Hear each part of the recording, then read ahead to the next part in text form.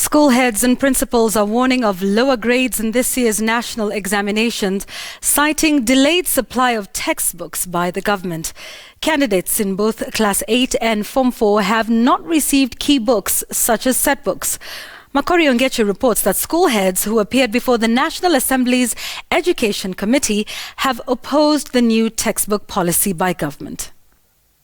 The Committee of Education, we are very concerned. Lack of textbooks and other teaching materials could have a real impact on candidates sitting this year's national examinations. The National Assembly's Education Committee on Thursday morning heard that key course books have not yet been delivered to public schools in the country. According to the Kenya Primary School Heads Association Chairperson Nicholous Gathemia, no funding has been provided by government since the third term of last year. We haven't received textbooks.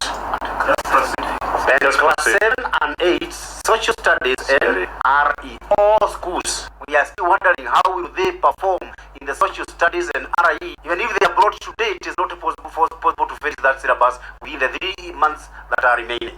And with KCSE only 3 months away, the crisis seems to be bigger in secondary schools. Candidates have not received set books in both English and Kiswahili. KEPSHA Chair Indimuli says school heads have been forced to ask parents to buy their children the set books. I want to agree that no set book has been sent to schools, as had been mentioned. But as heads of schools, definitely we cannot sit back and say that because the government has not sent the books, therefore teaching and learning cannot go on. Definitely heads have either borrowed money from those in boarding schools to ensure they buy.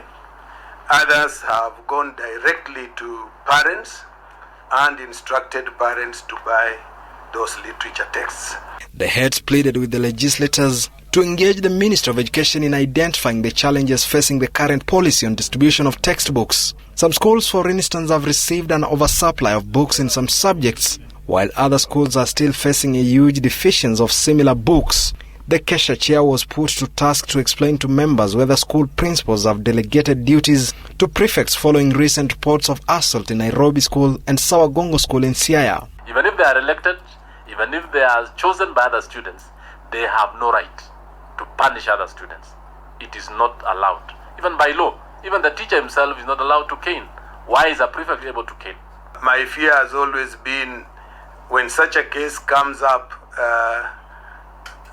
the principal is stripped naked as having failed. But at times, we even hear this when the case is already in the press.